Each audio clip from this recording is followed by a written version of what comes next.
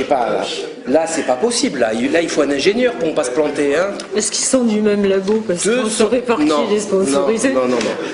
271 € pour un mois de traitement, un régal. Voilà où va le trou de la Sécu et l'empoisonnement des masses. Des gens, je ne comprends même pas qu'il n'y ait pas plus de morts. Non, mais je pense que ça, c'est encore une croyance qu'il faut... Le plus dur, c'est de se déprogrammer. Parce qu'on a été élevé, effectivement, avec la démocratie, on a été élevé à entendre que la médecine était faite pour nous protéger aussi. Or, quand on se rend compte de ce qui se passe, ils ne créent pas des médicaments pour combattre les maladies, ils créent des maladies pour vendre leurs médicaments.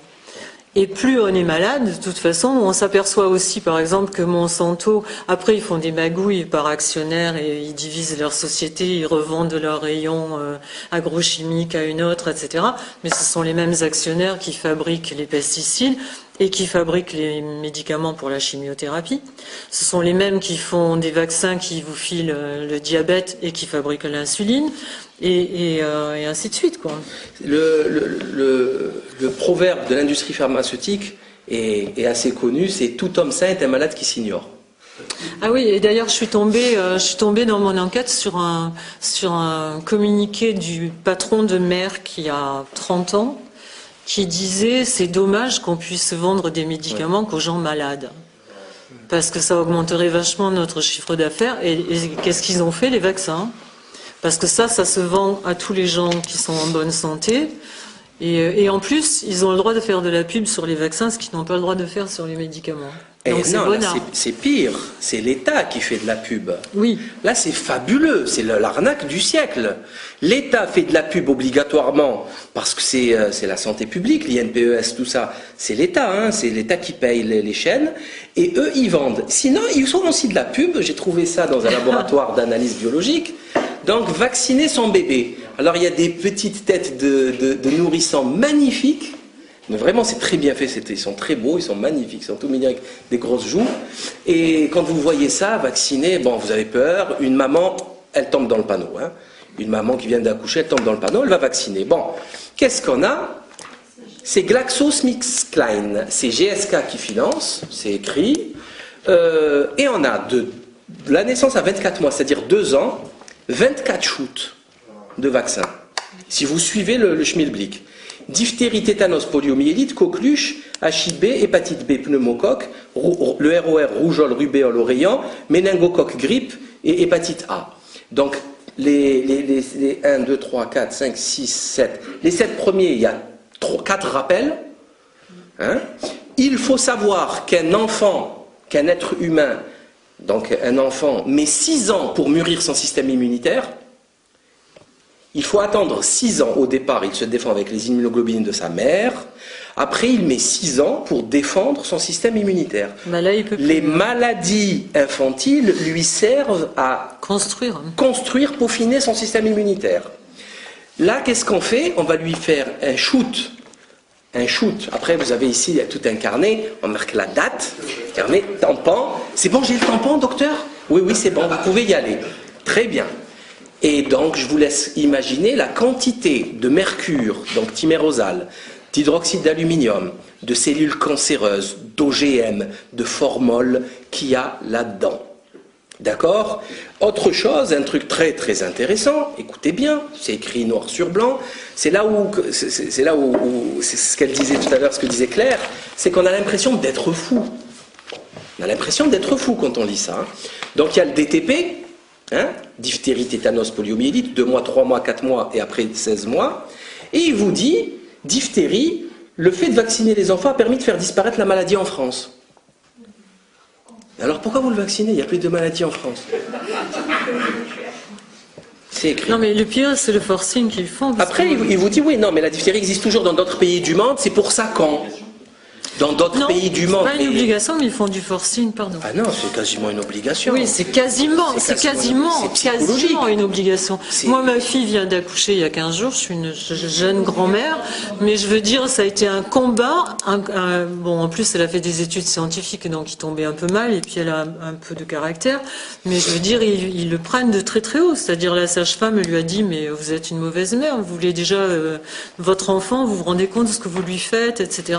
Vous n'allez pas le protéger. Et finalement, elle a été obligée de changer d'hôpital. Parce qu'on lui a carrément dit, mais de toute façon, écoutez, vous dites ce que vous voulez, mais nous, on fera ce qu'on croit être bon pour votre enfant, parce que vous êtes naze. Oui, bah, les gens qui n'ont pas le caractère de dire non, voilà. Non, vous avez quand même, vous avez des vaccins obligatoires quand même. Hein, je signale juste pour finir, la même chose pour la polio. La vaccination a permis d'éliminer cette maladie en France, mais le virus continue à circuler dans d'autres régions du monde. Donc un bébé qui va avoir comme trajet toute son enfance de 30 mètres, donc il risque d'être contaminé par un type au Bangladesh. Il faut qu'on m'explique le concept là. D'accord? Et après, juste à côté, vous allez retirer la même chose. Quand vous avez injecté à votre enfant tous ces poisons, hein, formol, mercure, d'oxyde d'aluminium, squalène, d'oxyde d'aluminium, c'est myofasciite à macrophage garanti, hein, OGM, etc. Juste à côté, respectez sa peau sensible à bébé. Il faut respecter sa peau sensible, il est tellement fragile. Donc il faudrait m'expliquer tout ça. Pour finir, enfin il y a encore deux petites bricoles. Vous avez certainement entendu parler des tickets de caisse au bisphénol A, qu'on avait retrouvé beaucoup plus de bisphénol chez les caissières et qu'elles étaient rendues stériles à cause de ça. Mais c'était pas vrai que le bisphénol, non, c'est rien, il n'y a pas de relation de cause à effet. Et pourquoi Carrefour maintenant il fait des tickets sans bisphénol A? Il y a quelque chose qui ne va pas là. Donc maintenant, c'est prouvé. Un médicament qui est sur la liste des 77 surveillés. C'est quelque chose d'extrêmement grave. C'est les biphosphonates. On donne ça pour les ménopausés. Et en fait, écoutez-moi bien, pour une ménopause un petit peu hasardeuse, au lieu de la régler avec des tisanes comme font les femmes depuis des millénaires, on lui donne des biphosphonates. Et le biphosphonate, si vous avez un problème dentaire, ça finit en ostéoradionécrose. C'est extrêmement grave. Vous perdez des bouts d'os comme ça.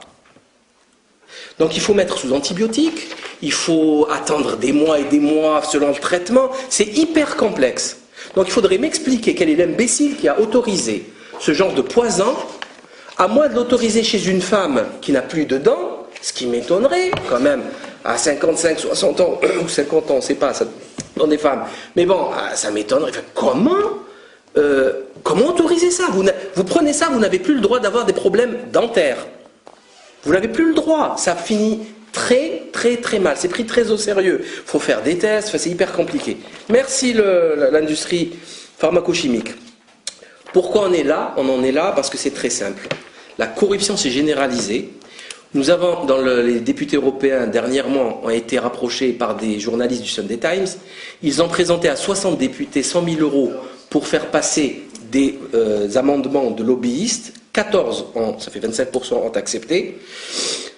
3 eurodéputés ont été jetés en pâture. Donc Ernst Stracher, Adrienne Séverin et Zoran Thaler, un truc comme ça. Il refuse de démissionner. Il ne trouve pas du tout choquant ce qu'il a fait.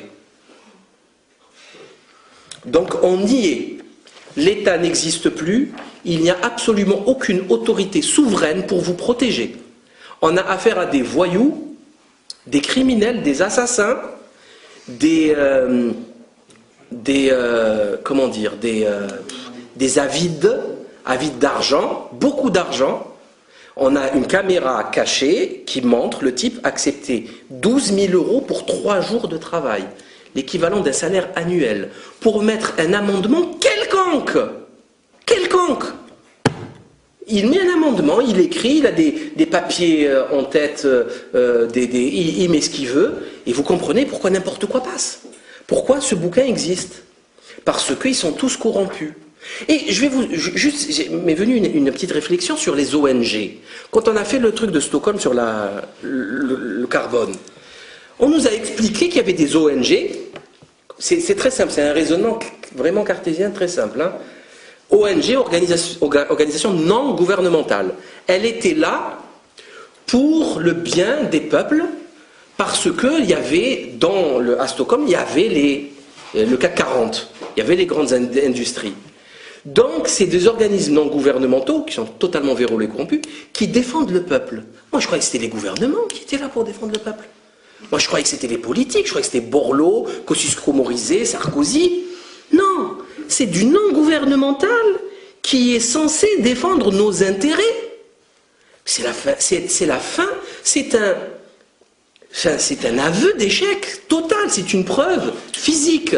On vous dit, il y a un bouquin de Nicolino, oui, exceptionnel d'ailleurs, il a tapé sur tout le monde, il a fait des dégâts, qui nous explique ça. Mais je me suis dit, mais attends mon gars, ONG, t'es une association pourrie, tu n'as aucun pouvoir. C'est l'État qui doit me protéger, qui a la justice, la police et les prisons pour éventuellement, quand la décision est prise, mettre le gars en prison. Pas du tout. Oui, mais est-ce que tu sais que le budget des ONG est la 8e puissance financière du monde? Oui, mais, non, mais les ONG sont totalement vérolées. Hein. WWF et compagnie, c'est dirigé par des ex-nazis. Ça c'est du... Alors, les mêmes, hein, je voulais juste... j'ai encore trois petites informations de l'actualité. Bachelot part en guerre contre les prostituées. Je suis d'accord avec elle, il n'y a pas de souci, mais elle devrait commencer par elle-même, qui s'est prostituée à l'industrie pharmaceutique, et qui a travaillé 12 ans pour l'industrie pharmaceutique, et qui a installé son fils à l'INPES, gratos. Hein, nous partons en guerre contre Bachelot, la prostituée de Big Pharma. Je crois que c'est important, c'est intéressant.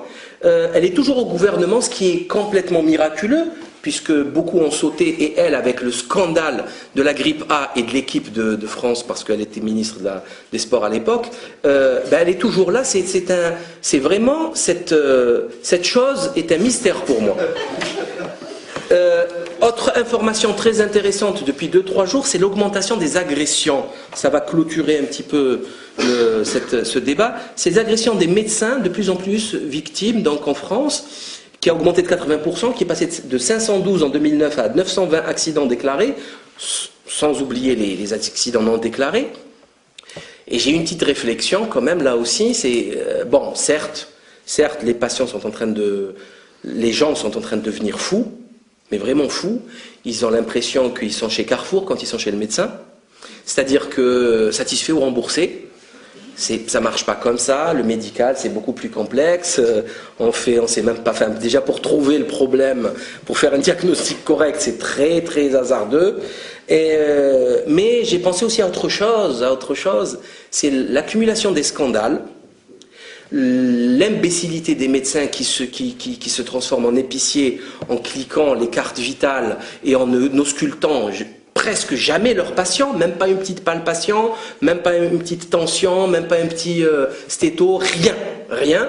Qu'est-ce que vous voulez, monsieur? Remettez-moi un peu de ça et de ça. Ok, carte vitale, 22, 23 euros, et c'est parti. Donc il y a quand même une perte obligatoirement de crédibilité de la profession médicale. J'avais rencontré un médecin dans une manifestation, et il me parlait, enfin, il se prenait encore, il croyait encore, enfin, il n'a pas saisi la gravité de l'affaire. C'est très grave ce qui se passe. Pour moi, les médecins, c'est comme les politiques. Ils croient encore qu'ils ont une légitimité. Ils n'ont plus de légitimité vu les taux d'abstention. Et la médecine aussi. Elle est en train de perdre toute légitimité. Moi, on me demande des adresses de médecins compétents. Un médecin qui écoute, qui palpe, pas un médecin qui vous ausculte en 3 minutes. Ça, je pense que c'est dû aussi à ça, c'est-à-dire il n'y a plus de barrière, il n'y a plus de respect entre le médecin et le patient. Le médecin a perdu son statut, son honorabilité. Je pense que c'est très important à dire. Tout ça a été commandité par un dernier complot, c'est celui de l'enseignement national. C'est le complot en chef. Pourquoi? Parce qu'il est toujours possible de discuter, d'éveiller les gens, de parler,